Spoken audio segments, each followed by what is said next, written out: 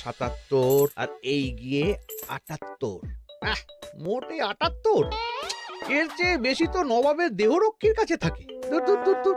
অনেকদিন মহারাজকে হাত করে মোহর নেওয়া হয়নি, কিছু একটা করতেই হবে।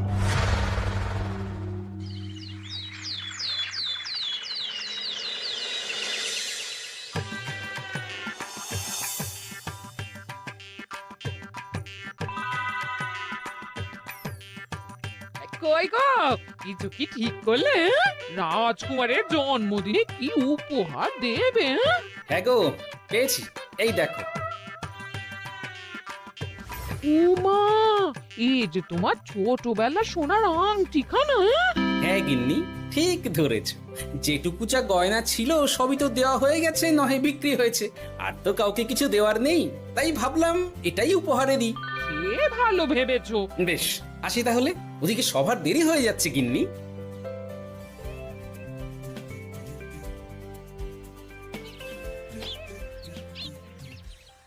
আচ্ছা শোনো, একটা কথা বলতে ভুলে গেছিলাম। আজ একটু তাড়াতাড়ি বাড়ি এসো, শাড়িওয়ালাকে আসতে বলেছি দুপুরে। আবার শাড়িওয়ালা কেন? আরে তুমি ভুলে গেলে, সামনে আমার বোনদির বিয়ে, তার জন্য নতুন শাড়ি লাগবে না গো। একমাত্র বড় মাসির মেয়ে বলে কথা। বুঝলাম। তো ওই একটা শাড়ির জন্য আবার আমাকে থাকতে হবে? 3টে শাড়ি উপহারের পাশাপাশি আমারও একটা শাড়ি চাই। হ্যাঁ আচ্ছা, তুমি নতুন শাড়ি নিয়ে কি করবে বলো তো? বিয়েটা তো তোমার বংশীর। বলি, সারাটা জীবন তো এই এক কাপড়ই কাটিয়ে দিলাম, কি দিয়েছ তুমি আমায়? কেন, এই নিজেকে? আমার মতো স্বামী আর কোথাও পাবে? ও সব মন ভুলানো কথায় আর চিড়ে ভিজবে না, তাড়াতাড়ি আসবে বলে দিলাম। হ্যাঁ অগত্যা।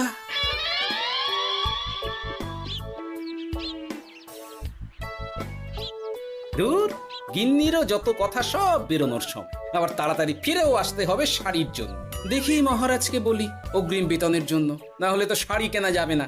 তাও একটা হলে হতো, কিন্তু এনাকেও দিতে হবে। আসলে সত্যিই তো, গিন্নি আমার কত যত্ন আত্তি করে, কিন্তু তাকে আজ পর্যন্ত তেমন কিছু উপহার দিতে পারেনি। না, গিয়ে বলি।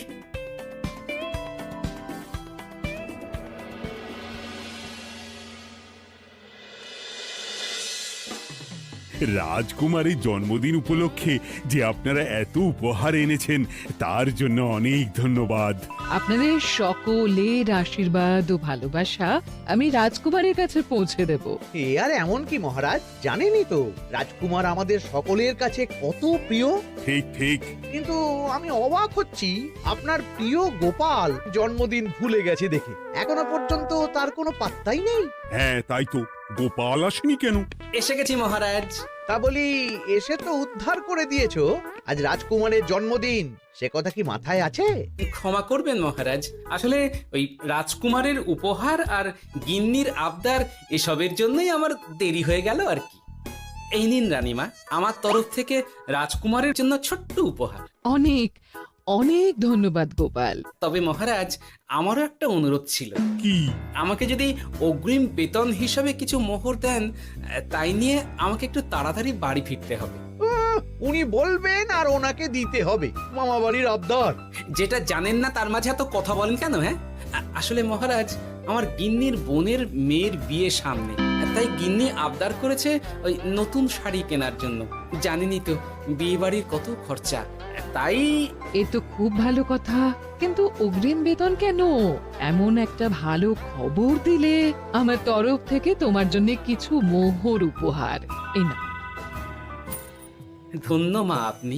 আপনার মতো মা থাকতে সত্যি ছেলের কোনো চিন্তা থাকে না রানীমা। ইস, বেটা আবার সুযোগ বুঝে মোহর পেল। কেন যে আমার এমন হয় না। এবার তাহলে আসি মহারাজ, গিন্নি ওদিকে অপেক্ষা করছে। হ্যাঁ হ্যাঁ, যাও যাও, আজ তাহলে সভা এখানেই শেষ করলাম। মহারাজ, আপনার সাথে আমার একান্তে কিছু কথা আছে, আমি অন্দরমহলে গেলাম। রানীমার আবার হঠাৎ কি হলো, ব্যাপারটা দেখতে হচ্ছে।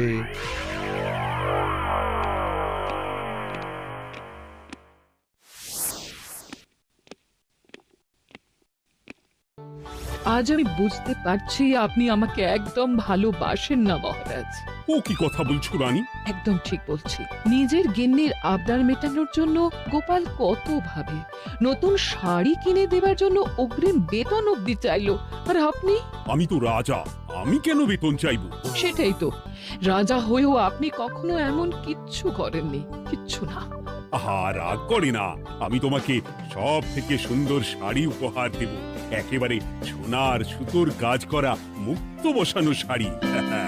এমন শাড়ি কেউ কখনো দেখেনি। ও মা, সত্যি? আচ্ছা, এই ব্যাপার। গোপালের কথা শুনে এবার মহারাজ ও রানীমাকে উপহার দেবে? ধুর, আমারই ভাগ্যটা খারাপ।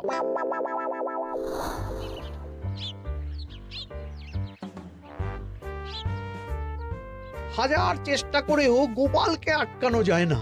দূর দূর দূর, আমি যা চেয়েছিলাম তা ওই গোপাল পেয়ে গেল। ও কি গো, তুমি কার সাথে কথা বলছো? দুর্ভাগ্যর সাথে। কি সব অলক্ষণে কথা? কি হয়েছে? কি আর হবে, সবই তো তোমার দোষ। আমার দোষ? হ্যাঁ, তুমি আমার কাছে বায়না করো না কেন কিছু? তুমি বায়না করনি বলেই আজ আমি রানীমার কাছ থেকে মোহর পেলাম না, কিন্তু গোপাল পেয়ে গেল। এবার বুঝলাম। ঠিক আছে, এখন তাহলে বায়না করছি, তুমি কাল গিয়ে সেটা রানীমাকে জানাবে, ঠিক আছে? হ্যাঁ, করো করো করো, বায়না করো, বায়না করো। কি চাই, কি চাই, কি চাই? পেয়েছি। তুমি রানীমাকে গিয়ে বলবে যে আমার একটা সোনার হার চাই। এই না হলে আমার বউ। দারুণ চাল চেলেছো।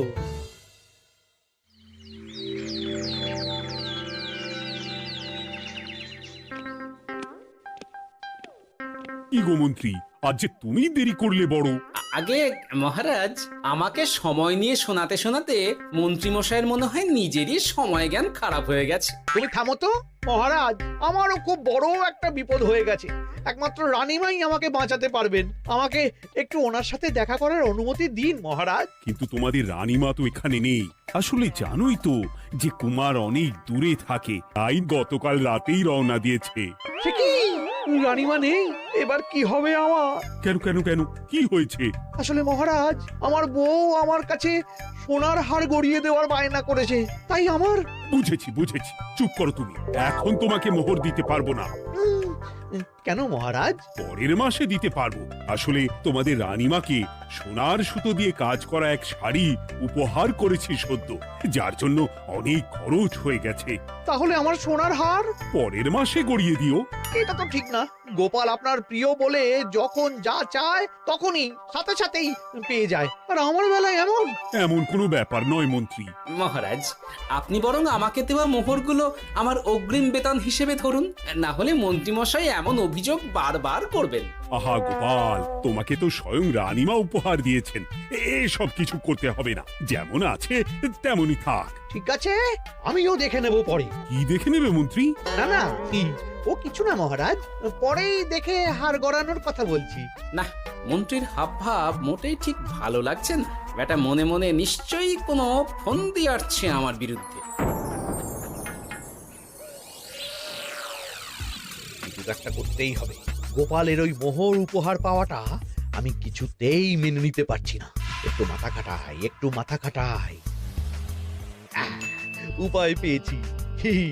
আমাকে এখনই নবাবের কাছে গিয়ে মহারাজের নামে বলতে হবে।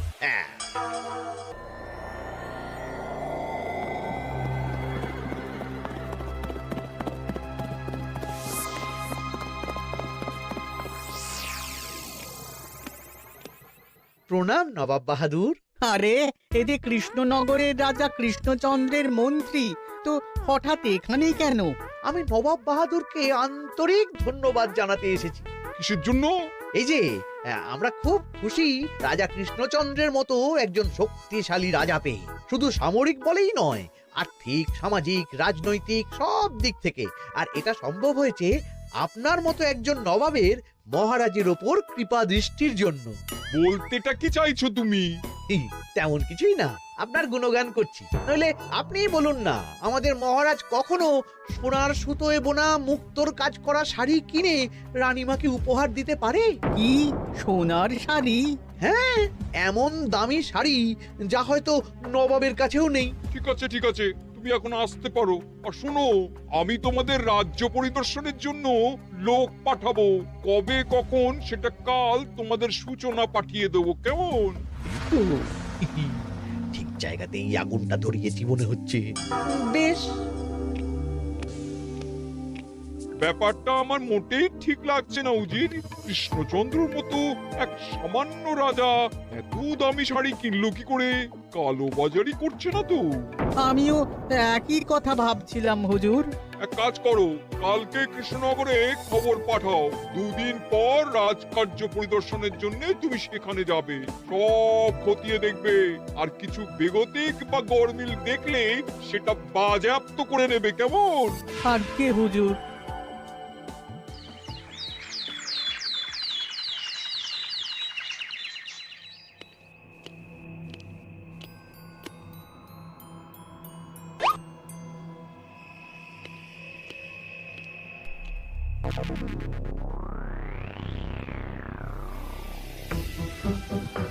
কি হয়েছে মহারাজ? কার চিঠি?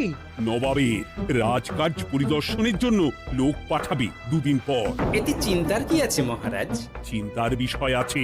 নবাব আমার রাজকোষের হিসাবও মিলিয়ে দেখতে চায়। কোনো একটা ভাবে নবাবের কানে আমার সোনার শাড়ি কেনার কথাটা চলে গেছে, তাই সন্দেহ করছে।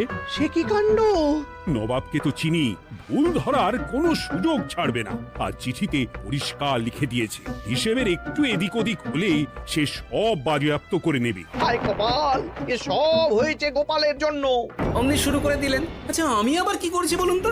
তুমিই তো করেছো। সেদিন যদি তুমি তোমার গিন্নির শাড়ি কেনার কথাটা রানীমার কানে না তুলতে, তাহলে রানীমাও মহারাজের কাছে শাড়ির জন্য বায়না করতেন না, মহারাজও সোনার শাড়ি কিনতেন না, আর নবাবও জানতে পারতেন না।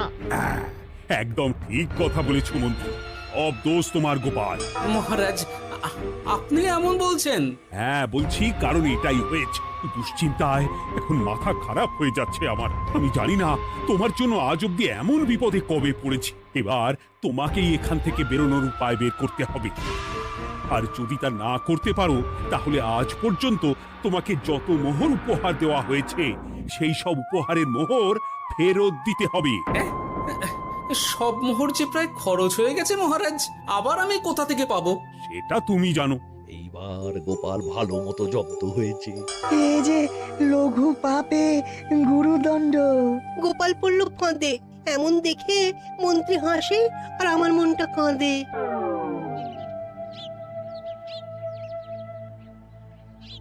এখানে বসে কি করছো গো গিন্নি? এসে পড়েছো? ও মা, তোমার মুখটা এমন শুকনো দেখাচ্ছে কেন? আর বলো না, এই হিসেবের ঠেলায় সবকিছু বেহিসাবি হয়ে যাচ্ছে একেবারে। আচ্ছা, তুমি কি করছিলে ওই রসিদগুলো নিয়ে? দেখে হিসেব করছিলাম এই মাসে অনেক খরচ হয়েছে কিনা, সেই বুঝে পরের দিনগুলো চালাতে হবে গো। কি বললে? রসিদ দেখে হিসেব কষা? আরে, এটা তোমার মাথাতেই আসেনি। ধন্যবাদ গিন্নি, আরো একবার তোমার জন্য এই যাত্রায় আমি বেঁচে যাব মনে হচ্ছে। বেঁচে যাবে কেন? কি হয়েছে? আচ্ছা, আমাকে আবার একটু রাজপ্রাসাদে যেতে হবে। আমি এলাম গিন্নি। কি যে বলে লোকটা, কিছুই বুঝতে পারি না।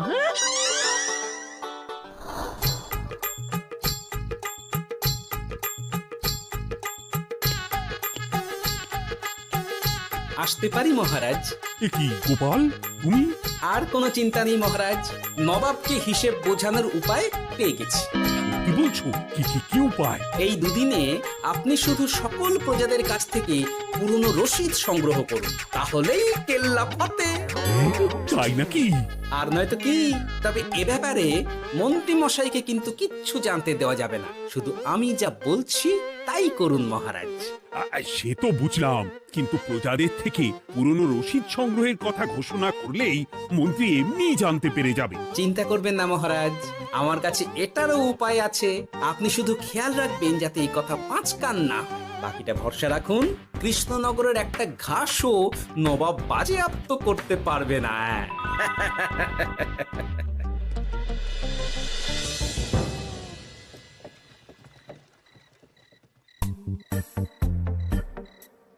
গোপাল দাদু, আমরা সব চলে এসেছি।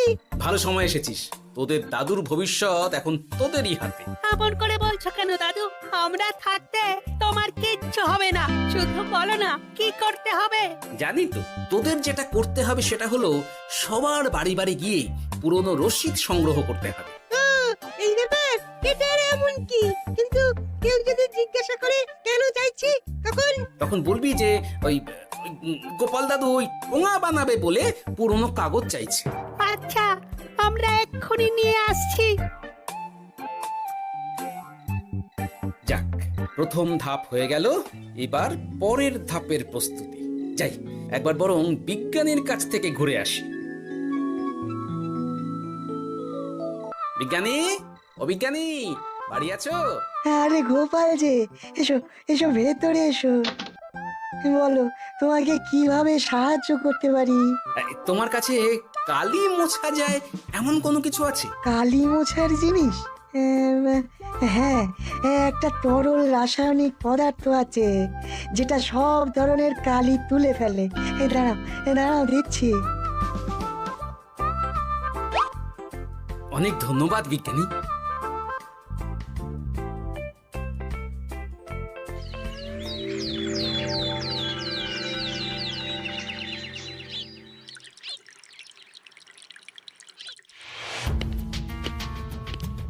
আসুন আসুন, আপনার জন্যই তো অপেক্ষা করছিলাম। তাই নাকি?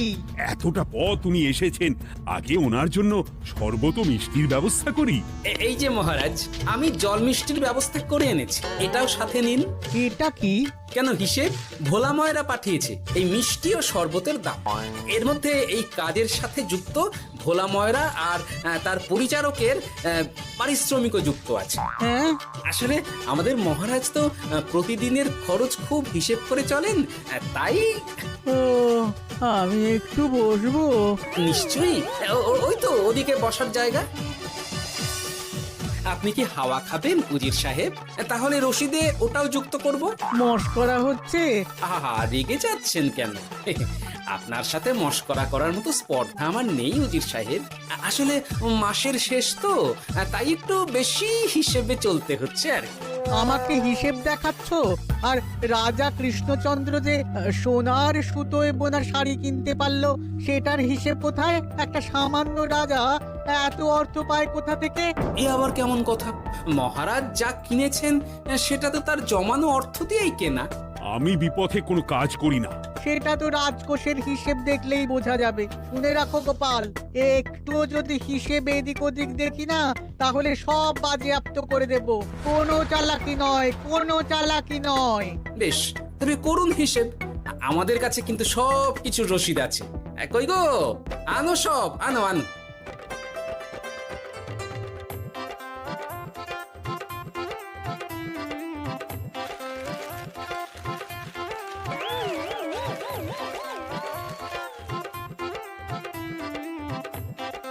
হ্যাঁ, এত রসিদ? আপনি বরং নিশ্চিন্তে হিসেব কষে নিন, আমরা আসি।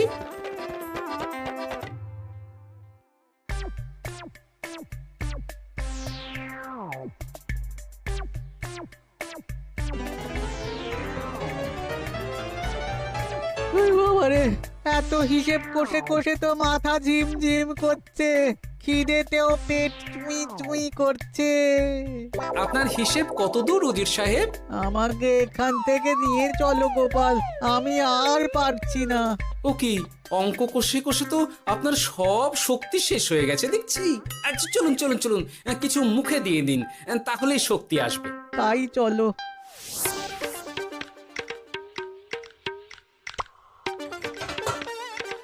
নিন, এটা হলো দুপুরের খাবার, আনাজ মশলা, এমনকি রান্নার ঠাকুরেরও পারিশ্রমিকের হিসেব। এবার আমি পাগল হয়ে যাব। আমি আর কোনো হিসেব দেখতে চাই না। সব সময় কি আর হিসেব নিয়ে চলা যায় নাকি? কি আর করা যাবে বলুন? হিসেবে না চললে আপনি তো মহারাজের উপার্জনের উপর সন্দেহ করবেন, আর বেশি খরচ হলেই সম্পত্তি বাজেয়াপ্ত করবেন। তাই বলে সব কিছুতেই হিসেব? কোনো একদিকে বেশি খরচ হলে বাকি দিকগুলো এভাবেই কম করে চলতে হয়। কি ঠিক বলিনি? আমি আমার ভুল বুঝতে পেরেছি গোপাল, এবার আমাকে রেহাই দাও। আসলে তোমাদের মন্ত্রী নবাবের কাছে গিয়ে তোমাদের রাজা নামে উস্কেছে। কি? মন্ত্রী? এই রে খেয়েছে, এবার পালাতে হবে দেখছি। ঠিক জানতাম মোহরের জন্যই এত কিছু। তাই তো নবাব এমন করেছেন। বেশ, এবার আমি ফিরে গিয়ে নবাবকে সব জানিয়ে দিচ্ছি। সত্যি গোপাল, তোমার তুলনা হয় না। আর মন্ত্রী, আগে মহারাজ, তুমি যা করেছো তার কোনো ক্ষমা নেই। তোমার জন্যই আমার এত হয়রানি হয়েছে। ভুল হয়ে গেছে, আমাকে ক্ষমা করে দিন